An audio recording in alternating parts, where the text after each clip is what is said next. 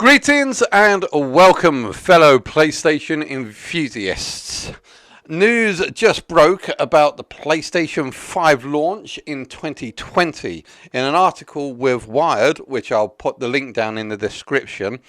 After avoiding E3 and staying silent about anything related to the PlayStation 5 since April this year, where they gave us some technical specifications on the up-and-coming system, in an exclusive interview with Sony yesterday, the 8th of October 2019, at time of recording, I don't know when this video is actually going to go out, they released the following information.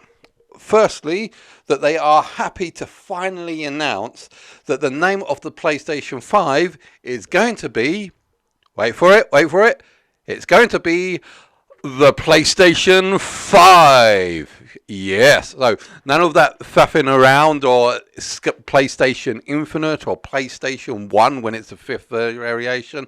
No, it's simply going to be PlayStation 5. So we're kind of happy with that they're keeping in line with the numbering system that we've got going up here. 1, 2, 3, 4, 5. Why break a good deal and make people confused with different names? So yeah, and they said they was quite happy to actually finally announce that that is going to be its official title, PlayStation 5. And the other thing that they announced is that it will be released ready for the holidays in 2020. Now, they haven't actually given an exact date, but a lot of people were speculating that it will be around about approximately 15th of November 2020, simply so it can be in a line for the Black Friday that's coming up the following week, just before Christmas. So we haven't actually gotten any exact dates, but we definitely know it's coming out in the fall of 2020, next year. So watch this space as to when we get the actual official date that it's coming out, because there can still be pushbacks, there can still be delays or come forwards. Okay, so those are the two main things that we wanted to know. A, its name, and B, when's it coming out? So it's definitely going to be the PlayStation 5 and coming out the fall of 2020. So for those people that have got that on their betting pools, there's your answer. So pay up anyone who didn't get that answer right.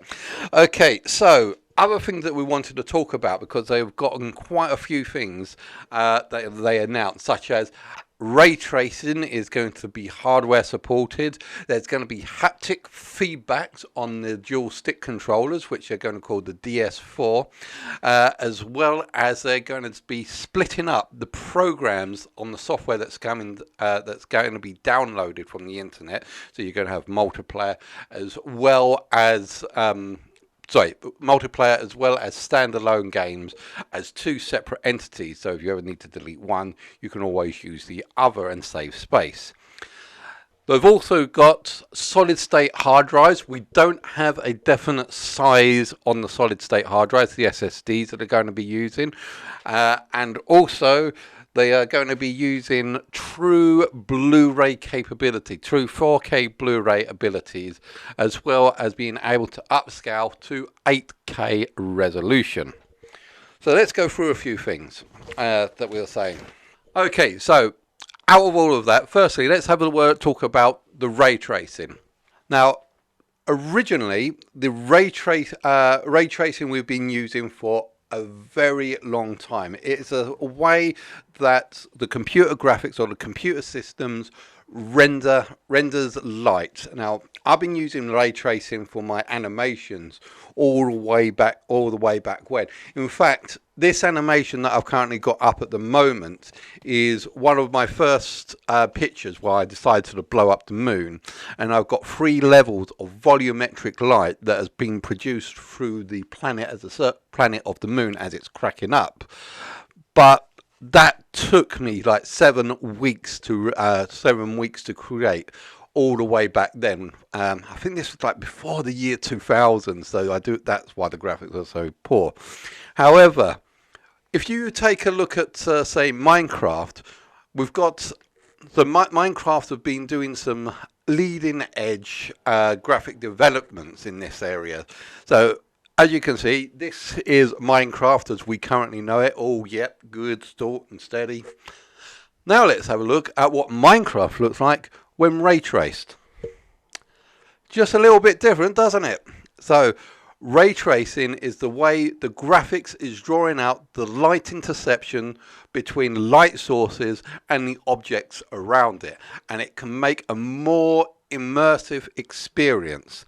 Now, the way that ray tracing works, it is very taxing, very hardware hitting on the hardware. So a lot of programs and a lot of systems just cannot really handle it. So when we've been using graphic software, I mean, for instance, my one that took 7 days to create a 30-second clip was just basically taxing my laptop's hardware continuously for 30 days with the technology back then. Nowadays, it is still very taxing on our hardware and can slow systems up so much, which is why when we originally heard about ray tracing being imported into the PlayStation 5, a lot of people feared that they may be software supported, because software supported ray tracing elements just won't work. It will still be a degradation to the system, kind of like what we had with the upscaling on previous versions. But no, they said they are not going for software-based ray tracing support. They are going to be fully integrating hardware into the graphics GPU that's specially designed to work on the ray tracing and to make graphics like these Minecraft, ray traced Minecraft graphics look sweet as. So that is going to be an absolute positive for the way that gaming is going to be moving forward. Trust me, when you see this in action, you will know that it's in action. Next, as I said, we do have we are changing over from the standard hard drives that we currently have in the consoles and changing it over to SSD hard drives. Now, for those of you that don't know what SSD means, it means solid state hard drives. It is kind of like a glorified memory stick, to be perfectly honest. Original hard drives used to do magnetic strips on metal discs with a series of ones and zeros, so that the computer can read by moving the head up and down, which is very slow in comparison to a solid state hard drive.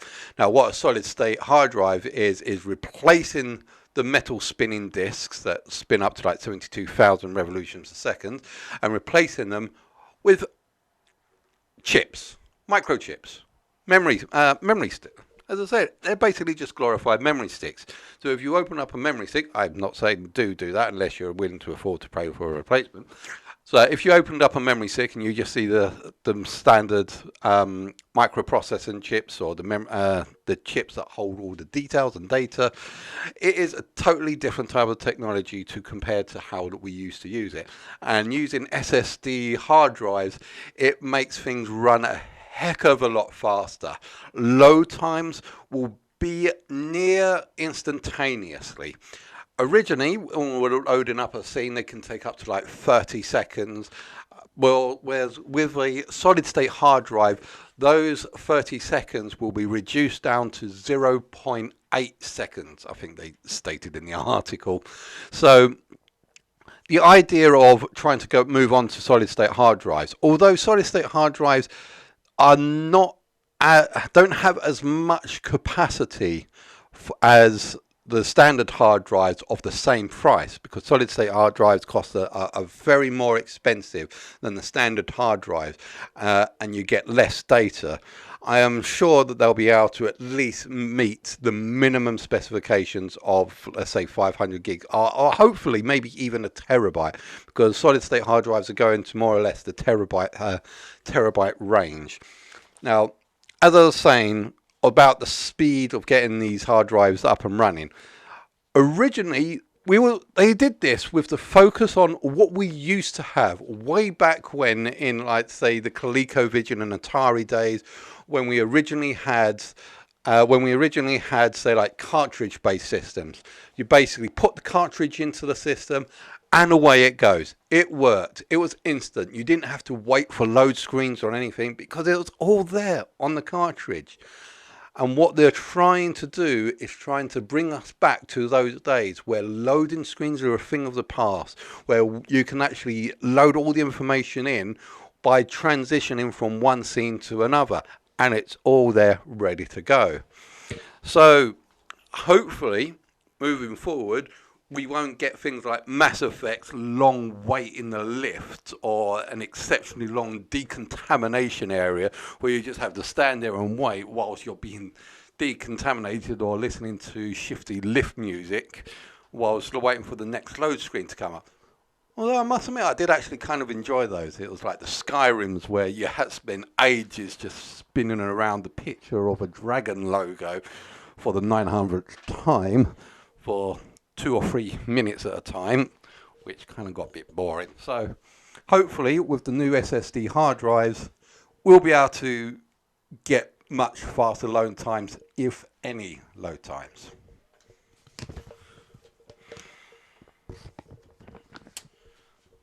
Right, now the new menu system in the PlayStation 5 is going to be so much more interactive with so much more that's going on than what is currently in the PlayStation 4. Well, firstly, you'll be able to see all the details of the games without even having to load the games, such as if you've got some multiplayer games going, you'll be able to see active servers, live servers, counts of how many people on each servers, and before you decided, do I really want to load this game up or not?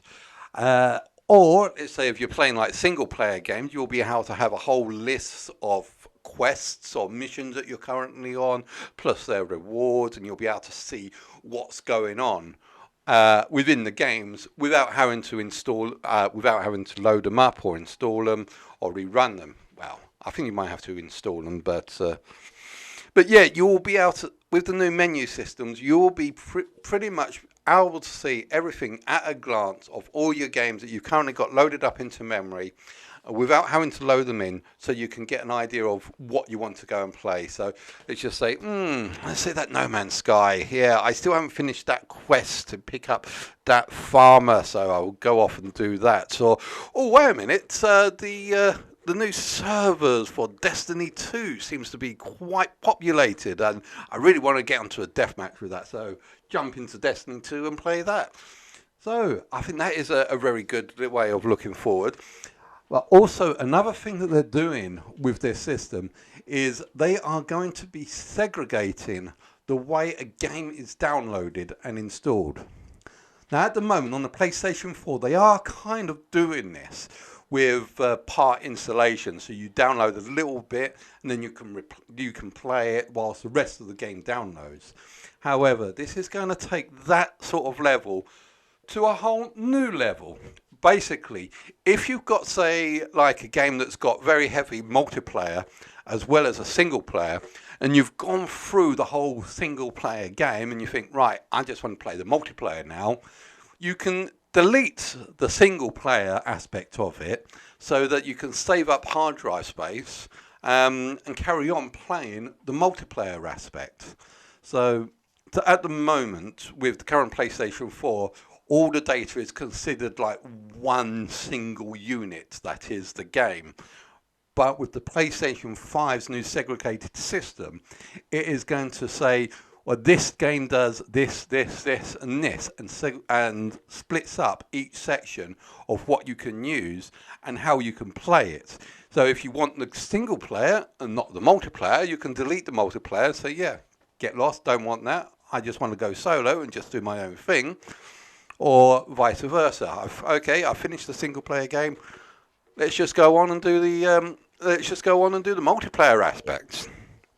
So that's another good advantage that we're going to be looking at.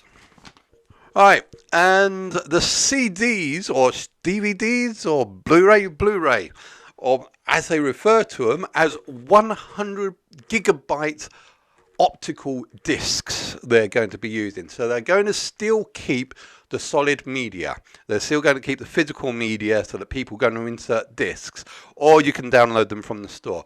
But the discs are going to be up to 100 gigabyte Blu-ray discs, which can also double as a true 4K Blu-ray player. Now, with the PlayStation 4, they didn't have a true 4K Blu-ray. This is what I was saying earlier about the software support to try and mimic 4K. It wasn't true 4K. It was just mimicked using software support. But no, they're getting away with software mimicking because they realised we didn't like that aspect. We complained. They heard. They say, right, we're pointing into the actual hardware now, making true, proper 4K Blu-ray players, as well as the general output. I don't actually have it on my notes here, but I did see somewhere that the actual output can go up to 8K of resolution, and that is just awesome. Because I've just got so those that have just got like the got your HD TVs, you're going to be in hog's heaven here, especially when you're playing out full-blown 8K resolution games. That is just going to be truly something. Right, and that brings us to the controllers that they're going to be using. Now, the controllers do look very suspiciously like the original controllers the PlayStation 4 had. Well, if it ain't broke, don't fix it. But it's got a few new interesting features. One of them is a little hole that's on it. Now, when the interviewer actually asked about this little hole that's on it, say, is that a microphone on there? The answer was, we'll talk about that later. So it kind of looks like there's going to be a microphone socket on the microphone on the actual dual stick controller, but they haven't actually confirmed if it's going to have a microphone or not. But what they was more interesting to tell was about their haptic devices they've got for the controller. Now, the original PlayStation 4 controller has, as you may know, the rumble pack, makes the joysticks rumble in your hand whenever something hits you or something like that. This is going to make that look like an abacus belonging to the cavemen. The new haptics for the controllers will do everything from adjust the triggers to the sensitivity of the actual joysticks themselves. Now, let's talk about the triggers for a bit. Let's say you want to be firing a bow. As you pull in the trigger, the trigger itself will intelligently identify that you're trying to fire a bow, and will adjust the pressure that you need to apply to the trigger and force feedback to the trigger to make it feel like you're actually pulling a bowstring back. Or let's just say that you're firing a machine gun, with the bang, bang, bang, bang, bang, bang, bang. The trigger itself will give a false feedback to that effect that you are actually constantly trying to fire the trigger of an assault machine gun. Or say maybe a shotgun with a pullback and a bang. It's not going to be just like an easy pull back on the trigger. Let's say like the trigger in the game is rusty or jammed. You might have to really force it back or do some sort of things with the actual trigger to actually make it work. And I think that really brings into the immersion a heck of a lot more. And I'm quite eager to see how that's actually going to pan out and work. Also, to go with the false feedback that's on the triggers, we've also got extra feedback that's on the thumbsticks as well. Now, let's just say that let's just say if you're going to be like walking through mud, or stepping on sand, or maybe even skating on ice, the sensitivity of the sensitivity of the joystick itself will adjust and change depending on the surface that you're walking on. So if it's a very slippery surface, your thumbsticks will be all over the place, mimicking the fact that you are slipping and sliding on ice. Or let's say if you're currently going through mud, it will be a very sloshy type of feedback that you'll find trying to wade through mud and water and such. Or if you say floating through the air, that'll be another type of sensory force feedback that will be going through the joysticks to give a little bit more realism and in-depth interaction to the games you're playing, which I think I'm actually coming amazed at all the new sorts of toys and gizmos and gadgets and fun things that we're going on here. Roll on, November 2020. Can't wait. And the last thing that I wanted to talk about is this image. Editor, flip me over and I'm pointing the wrong way. Okay, thanks. Right, this image here. This image has been going around the internet for some time. I think way back in August. Well, what happened was that the developer kits are being sent out to all the prospective companies to try and see if they can get software and games sent out for the new PlayStation 5. However, what happened was one of the guys saw this image, this little sketch or this little diagram. We don't know what it was for. So he tweeted it out saying, this looks like it might be the new PlayStation 5. We haven't got any confirms or denials about what this is going on, but considering that this sketch was the design or an idea that they had with the PlayStation 5, it looks very possible that this possibly may be the look of the new PlayStation system, because they said they wanted to go for a more aerodynamic sort of feel. As you can see, the way that this wedge shape is designed up here is that it pulls in air through these through these vents here, and then it can eject them out through the back here, which makes a pretty decent circulation of the board inside to make it nice and cool. Still not as good as liquid cooling, but considering the amount of punishment these things might go through, I doubt that liquid cooling would actually be an option. So, this could be the new PlayStation 5, may or may not be. So let us know in your thoughts in the comments of what you think about that. If you think that might be, do you like this sort of design? Do you think that it is going to be the new PlayStation 5 that we're going to be looking at? Or is it just going to be another design to put on the back burner with all the others, like spheres and such? So that has been the news article for the breaking news that came out there yesterday. As I said, that was yesterday, the 8th of October. I have no idea what time it's going to be when this releases. Hopefully I'll be able to get this out tonight. But yeah, thanks very much for watching. If there's anything else that you need to know, please don't forget to like and subscribe. To keep updated. As we get more information, I will be letting you guys know as we go on. So, thanks very much for watching. Please don't forget to like and subscribe. I hope you've enjoyed watching this as much as I've enjoyed in finding out about this. Thanks very much, and I'll see you guys out there.